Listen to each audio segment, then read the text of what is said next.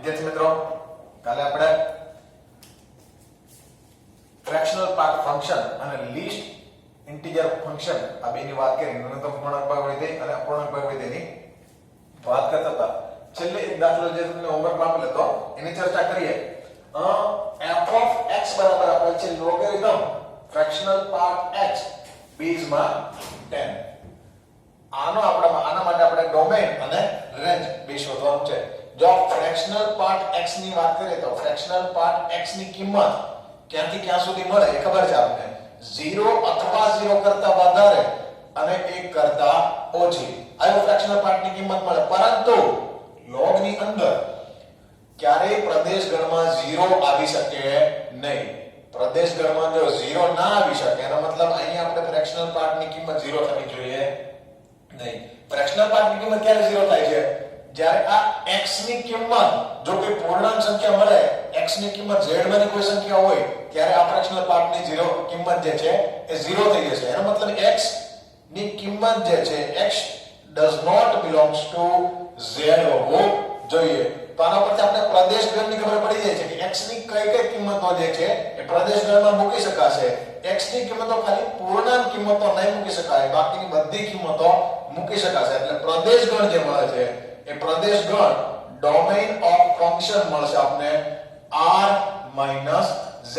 r માંથી આપણે જેની પૂર્ણાંક કિંમતો જે છે એ પૂર્ણાંક કિંમતો બાદ કરી દેવાની, બાકીની બધી કિંમતો જે છે પ્રદેશ ગણમાં આવશે. હવે વાત કરવી છે રેન્જની. y બરાબર f of x બરાબર આપેલ છે log બેઝમાં 10 ફ્રેક્શનલ પાર્ટ x. log બેઝમાં 10 ફ્રેક્શનલ પાર્ટ x ની કિંમત હવે જો આ હોય, પ્રદેશ ગણ આપણો r - z હોય, એનો મતલબ ફ્રેક્શનલ પાર્ટ ની કિંમત 0 થી 1 સુધી આવશે.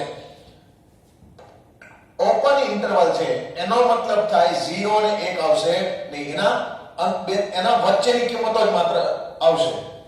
log 1 ની વાત કરીએ તો log 1 ની કિંમત આપણને મળશે 0.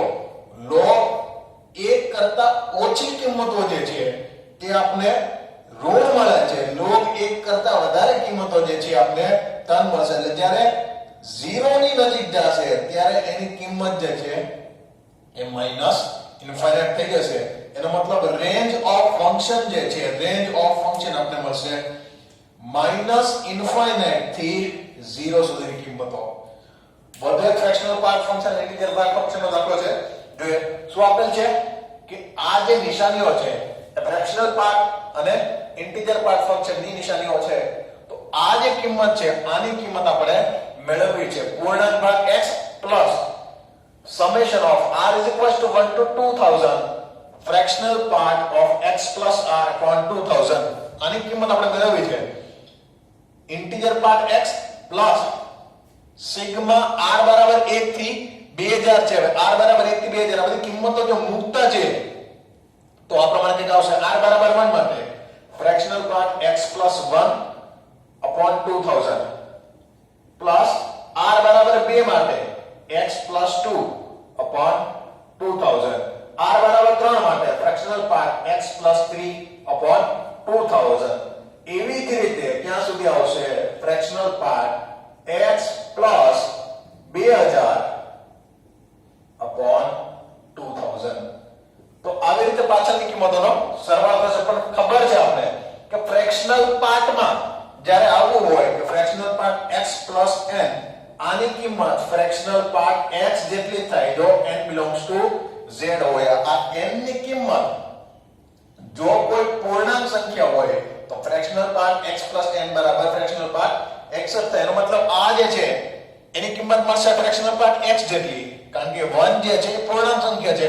આની કિંમત પણ મળશે ફ્રેક્શનલ પાર્ટ x જેટલી. બધી કિંમતો જે છે ઉપરની એ બધી કિંમતો ફ્રેક્શનલ પાર્ટ x જેટલી કિંમત આવશે. તો integer part x plus fractional part x upon 2000 plus fractional part x upon 2000 plus fractional part x upon 2000 આવો કેટલી વખત આવશે? આવો 2000 વખત આવશે. એનો મતલબ મતલબ અહીંયા ફ્રેક્શનલ પાર્ટ x છેદ તો સરખો જ છે, અંશમાં થશે fractional part x plus fractional part x plus fractional part x. આ સરવાળો જે છે એ સરવાળો 2000 વખત થશે એટલે આવશે integer part x plus 2000 times 2000 વખત ફ્રેક્શનલ પાર્ટ x એના છેદમાં 2000. તો 2000 જો કેન્સલ થાય તો આ કિંમત જે છે આવશે integer part x plus fractional part x. Integer part x plus fractional part x અને કિંમત જે છે એ કોના જેટલી થશે?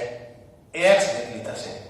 તો અહીંયા આ રીતે આ બીજો દાખલો પણ ગણી શકાય. વધુ આગળ વાત કરીએ.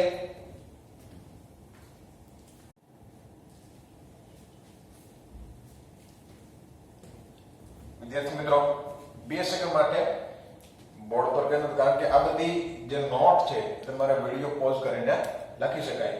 હવે વાત કરવાની છે આપણે વિસ્તારની. અત્યાર સુધીમાં મોટા ભાગના જે ફંક્શન્સ છે, મોટા ભાગના ફંક્શન્સ આપણે જોઈ લીધા. ખાલી પ્રતિનિધિ સિવાય, પ્રતિનિધિ જે છે એ આગળ આવશે. એના સિવાયના બધા વિધેયો છે આપણે જોઈ લીધા. દરેકના ગુણધર્મો જોઈ લીધા, દરેકનો પ્રદેશ, ગણ, વિસ્તાર, આ બધી વસ્તુઓ જોઈ લીધી. હવે અમુક વિધેયો માટે આપણે વિસ્તાર શોધવાની વાત કરવી છે. વિસ્તાર એટલે મેં કીધું તો વિસ્તાર એટલે શું થાય છે? જે પ્રદેશ ગણમાં x હોય છે એ x ની કિંમતો માટે સામે જે અલગ અલગ y ની કિંમતો મળે છે, વિધેયની કિંમતો મળે છે, આ વિધેયની કિંમતોનો ગણ જે છે એ શું થતો હતો? એ વિસ્તાર થતો હતો. એટલે વિસ્તારની જો વ્યાખ્યા આપવી હોય તો આ પ્રમાણે વ્યાખ્યા આપી શકાય કે f of x ની કિંમતોનો ગણ અથવા y ની કિંમતોનો ગણ અથવા પ્રતિબિંબોનો ગણ, આને આપણે વિસ્તાર કહીએ છીએ. અથવા વિસ્તારની વ્યાખ્યા આ પ્રમાણે આપી શકાય. જેવી રીતે આપણે પ્રદેશગણની વ્યાખ્યા આપે છે કે x ની જે કિંમતો માટે f of x ની કિંમત વાસ્તવિક થાય અથવા તો y ની કિંમત વાસ્તવિક થાય એવી x ની કિંમતોનો ગણ જે છે એને આપણે પ્રદેશગણ કહીએ છીએ. તો વિસ્તાર માટે એનાથી ઉલટું છે કે y ની જે કિંમતો માટે આપણે x ની કિંમત વાસ્તવિક મળતી હોય એવી y ની કિંમતોનો ગણ જે છે એને આપણે વિસ્તાર ગણ કહીએ છીએ. એ શોધવા માટે અમુક નોંધ આપેલ છે. એ નોંધ ઉપર એક નજર કરી લઈએ. અયુગ્મ ઘાતાંક વાળી બહુપદીનો વિસ્તાર r હોય છે. અયુગ્મ એટલે કે એકી ઘાત હોય. ધારો કે y બરાબર x3, y બરાબર x, અને એક વખત ચર્ચા પણ કરી દીધી છે આપણે. y બરાબર x નો આલેખ આ પ્રમાણે આવે છે. y બરાબર x3 નો આલેખ, y બરાબર x3 નો આલેખ આ પ્રમાણે આવે છે. એટલા માટે એનો વિસ્તાર જે છે માઈનસ ઇન્ફાઇનાઇટ થી લઈને પ્લસ ઇન્ફાઇનાઇટ, માઈનસ ઇન્ફાઇનાઇટ થી લઈને પ્લસ ઇન્ફાઇનાઇટ, એનો વિસ્તાર જે છે એ વાસ્તવિક સંખ્યાઓનો ગણ r હોય છે. યુગ્મ ઘાતાંક વાળી એટલે કે જો ઘાતાંક બેકી હોય એવી બહુપદીઓનો જો વિસ્તારની વાત કરીએ તો બહુપદી વિસ્તાર r નો ઉપગણ હોય છે. કોઈ દિવસ r હોઈ શકે નહીં. વાત કરીએ y બરાબર x2 + 1. આ x2 છે એની કિંમત હંમેશા ધન જ હોય. એક ઉમેરીએ તો આની કિંમત જે છે હંમેશા > = 1 જ થાય. એટલે આની કિંમતનો y બિલોંગ્સ ટુ આ પ્રમાણે કહી શકાય કે 1 to ઇન્ફાઇનાઇટ. આ જે મળે છે y ની કિંમતનો ગણ, વિસ્તાર ગણ, એ છે r નો ઉપગણ. તો અયુગ્મ ઘાતાંક વાળી બહુપદીનો વિસ્તાર r અને યુગ્મ ઘાતાંક વાળી બહુપદીનો વિસ્તાર r નો ઉપગણ હોય છે. હવે 11મા ધોરણના ક્વોડ્રેટિક ઇક્વેશનમાં જે શીખી ગયા છે ax2 + bx + c, આનો આલેખ 10મા ધોરણથી આપણે શીખી ગયા છે. આનો આલેખ જે છે એ પરવલય આકારમાં મળે છે. a > 0 હોય, a > 0 માટે ઉપરની તરફ ખુલ્લો પરવાળી માટે મળે. આ પ્રમાણે અહીંયા જે y ની કિંમત છે એ છે -d/4a. તો a > 0 હોય તો y ની કિંમતોનો ગણ, આનો વિસ્તાર જે છે -d/4a થી લઈને ઇન્ફાઇનાઇટ સુધી. અને જો a < 0 હોય તો આલેખ જે છે એ કંઈક આ પ્રમાણે મળે છે. આલેખ મળે છે અહીંયા જે છે આ કિંમત -d/4a એટલે ઇન્ફાઇનાઇટ થી લઈને -d/4a એ આનો વિસ્તાર થશે જો a < 0 હોય. હવે નોંધ number 4, a sin θ + b cos θ + c નો વિસ્તાર શું હોઈ શકે? a sin θ + b cos θ આપણે 11 માં ટ્રિગ્નોમેટ્રીમાં ભણ્યા હતા કે આનો વિસ્તાર જે છે આનો વિસ્તાર શું હશે minus under root of a square plus b square થી લઈને plus under root of a square plus b square એટલા માટે a sin theta plus b cos theta plus c એનો વિસ્તાર c minus under root of a square plus b square થી લઈને c plus under root of a square plus b square એટલે કારણ કે આમાં c ની કિંમત નથી બદલાતી આની કિંમત જ છે એ minus under root of a square plus b square થી લઈને plus under root of a square plus b square થશે a plus 1 by a જો a greater than 0 હોય તો હંમેશા 2 અથવા 2 કરતા વધારે જ હોય છે એના ઉપરથી જોઈ શકાય m જે ઉપરથી am is greater than equals to gm a અને 1 by a આના બેનો સરવાળો લઈએ am લઈએ તો a plus 1 by a by 2 is greater than આ શું મળે છે બેનો am અને gm ની વાત કરીએ તો આવશે raised to 1 by 2 a into 1 by a આ કિંમત થશે 1 અને એનું વર્ગમૂળ પણ 1 therefore a plus 1 by a થાય greater than equals to 2 આ પણ ધ્યાનમાં રાખવું જરૂર છે જો આપને ખબર હોય તો વિસ્તાર શોધવા આપણા માટે ઈઝી થઈ જશે આનું કોઈ ઉદાહરણ લઈએ ધારો કે આવું રીતે આપેલ છે f of x બરાબર આપેલ છે 2 raised to x plus 2 raised to minus x એનો મતલબ આ શું છે આ છે 2 raised to x plus 1 by 2 raised to x આ જ સ્વરૂપ છે આની કિંમત પણ શું હોય greater than equals to 2 જ હોય તો આ વસ્તુ ખાસ યાદ રાખવી જો a greater than 0 હોય તો a plus 1 by a is greater than equals to 2 એના પછી આવીએ તો f of x બરાબર વર્ગમૂળમાં જો a square minus x square હોય તો એનો વિસ્તાર 0 થી લઈને a સુધી જશે આનો પ્રદેશગણની વાત કરીએ તો પ્રદેશગણ જે છે x belongs to આપણા મને હશે -a થી લઈને a સુધીની કિંમતો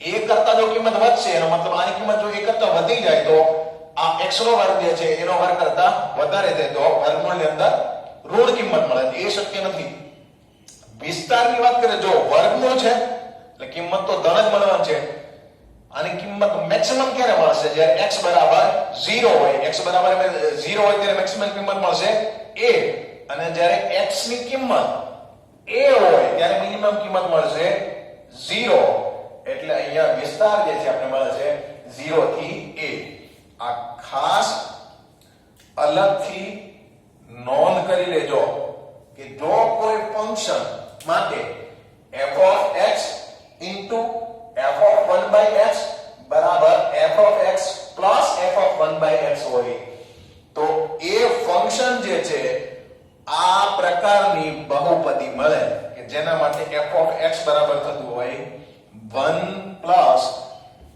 minus x raised to n આ ખાસ નોંધ તરીકે યાદ રાખવું આ રીતે ધારો કે આપણે ચેક કરવું હોય તો f of x બરાબર 1 plus x raised to 4 આવું લઈ અને એના માટે ચેક કરી શકાય કે f of x into f of 1 by x એ આના જેટલો આવે છે કે નહીં તો જાતે ચેક પણ કરી શકાય અને આ નોંધ તરીકે લખી દેવું આગળ વધીએ આ બધી વસ્તુઓ છે એ વિસ્તાર શોધવા માટે ધ્યાનમાં રાખવી જેથી કરીને આપણે વિસ્તાર શોધવો જે છે આપણે ઈઝી થઈ જાય આગળ વધીએ વિસ્તાર શોધવાના અમુક દાખલાઓ જોઈએ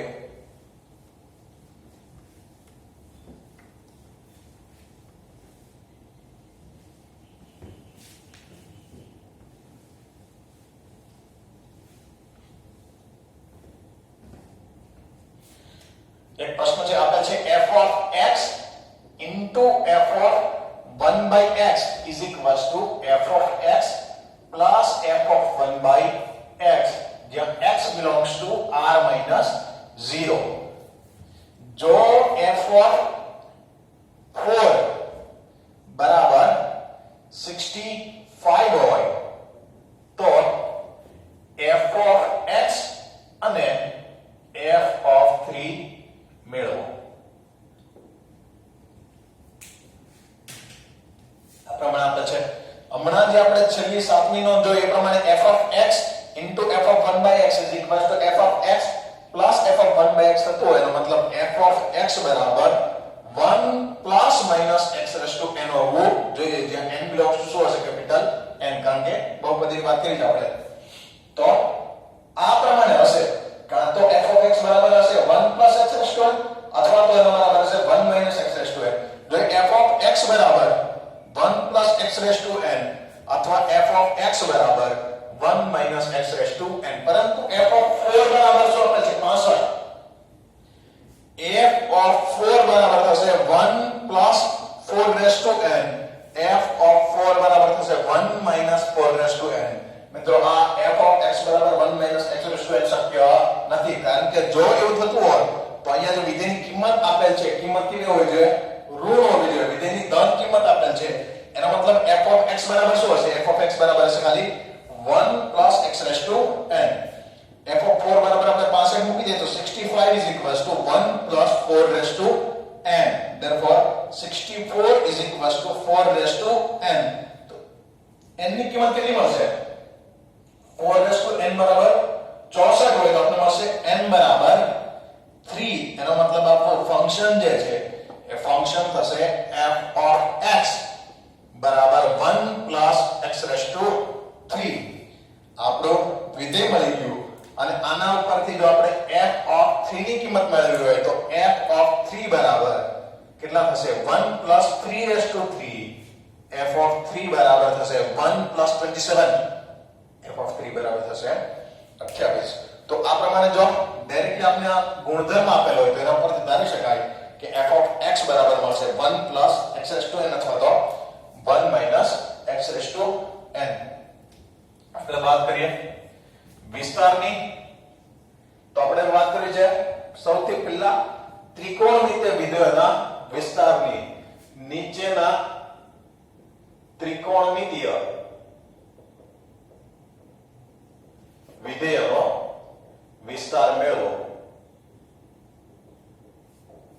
જે બેઝિક વિધેયો છે sin cos tan cos sec cosec આ બધાના વિસ્તાર આપણે યાદ હોવા જોઈએ. sin x cos x યાદ કરી લે પછી sin x cos x નો વિસ્તાર જે છે -1 થી 1, tan cot નો વિસ્તાર r, sec અને cosec નો વિસ્તાર જે છે r માઈનસ ઓપન ઇન્ટરવલ -1 થી 1. તો શરૂઆત કરીએ. sin x નો વિસ્તાર શું હશે?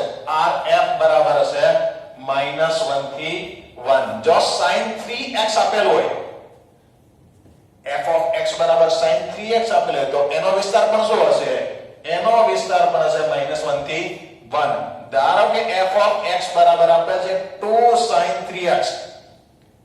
એનો મતલબ વિસ્તાર જે છે આપણે મળશે 2 into sin 3x. sin 3x નો વિસ્તાર છે -1 થી 1. therefore આ વિસ્તાર મળશે -2 થી 2. તો અહીંયા rf વિસ્તાર જે છે મળશે -2 થી 2.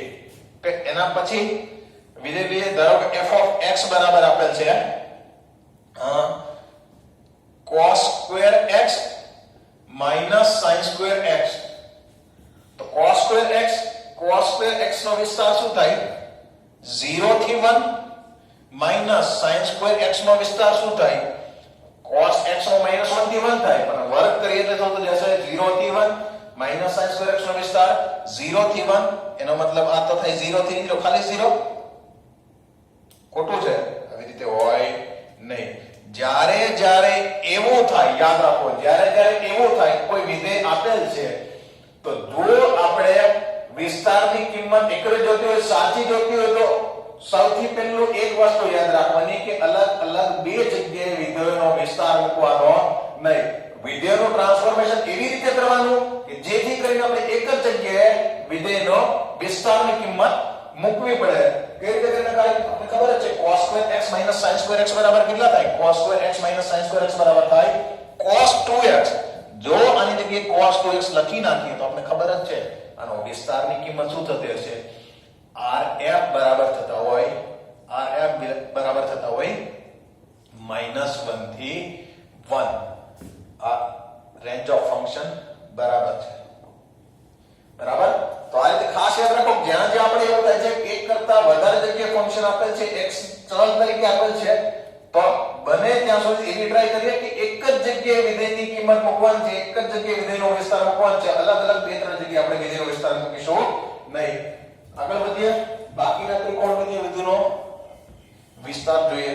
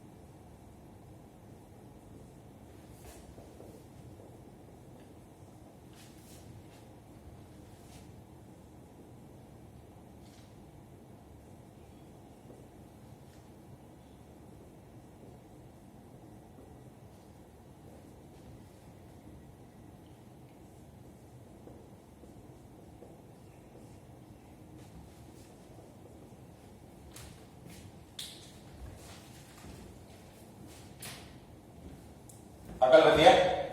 અહીંયા આપણે આપેલ છે cos સ્ક્વેર x, ફંક્શન બરાબર f of x બરાબર આપેલ છે cos સ્ક્વેર x.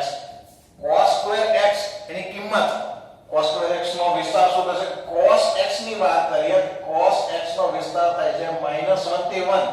એના વર્ગની કિંમતોનો ગણ જો જોઈએ તો મિનિમમ વેલ્યુ છે એમાં વચ્ચે આવશે 0 અને મેક્સિમમ વેલ્યુ કઈ થાય છે 1. એટલા માટે આનો વિસ્તાર જે છે આવશે 0 થી 1. તો cos સ્ક્વેર x નો વિસ્તાર મળશે 0 થી 1. sin રૂટ x નો વિસ્તારની વાત કરીએ તો રૂટમાં x છે એનો મતલબ કિંમતો કેટલી મળશે? ધન. તો એનો મતલબ પાઈ, 2 પાઈ, 3 પાઈ થી લઈને 0 થી લઈને અનંત સુધીની બધી કિંમતો આવશે. 0 થી લઈને અનંત સુધીની બધી કિંમતો આવતી હોય તો ગ્રાફ જે છે ખાલી આ બાજુનો ગ્રાફ જ મળશે, આ બાજુનો ગ્રાફ મળશે નહીં. પરંતુ sin x ની કિંમત કેવી થાય છે? -1 થી 1 વચ્ચેની તમામ કિંમતો મળે છે. એટલે sin રૂટ x આનો વિસ્તાર જે છે એ પણ શું થશે? -1 થી 1. અહીંયા જો વાત કરીએ cos 4x/2 sin 4x/2 તો આ વિધિનો વિસ્તાર શું મળતો હોય? પહેલા તો અવયવ પાડી દઈએ. અવયવ શું પડશે? cos square x/2 sin square x/2 અને બીજો અવયવ મળશે cos square x/2 sin square x/2. આ જે મળે છે cos square x/2 sin square x/2 ની કિંમત કેટલી થાય? 1. આ કિંમત 1 થઈ ગઈ. આ કોનું સૂત્ર છે? cos square alpha sin square alpha. cos 2 alpha નો તો આ શું થઈ જશે? cos સ્ક્વેર 2 x/2 એટલે આ થઈ જશે cos 2 x/2 એટલે આ થઈ જશે cos x. જો f of x બરાબર cos x હોય તો રેન્જ ઓફ ફંક્શન બરાબર થશે -1 થી 1. તો આ પ્રમાણે રેન્જ મળશે. આમાં જોઈએ તો f of x બરાબર આપણે આપેલ છે sin x + 2 એનો વર્ગ +1. તો sin x + 2 માટે sin x ની કિંમત ક્યાંથી ક્યાં સુધી મળશે? -1 થી 1 +2 એનો વર્ગ +1. -1 થી 1 એમાં 2 ઉમેરીએ તો મિનિમમ કિંમત કેટલી થશે? -1 +2 એટલે 1 અને મેક્સિમમ કિંમત કેટલી થશે? 3. તો આ જે છે મળશે 1 2 3 એનો સ્ક્વેર +1.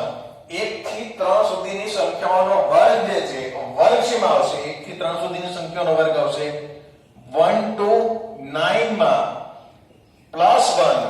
તો આના બરાબર આપણે રેન્જ ઓફ ફંક્શન બરાબર મળશે 10. મિનિમમ કિંમત મળશે 2 અને મેક્સિમમ કિંમત મળશે 10.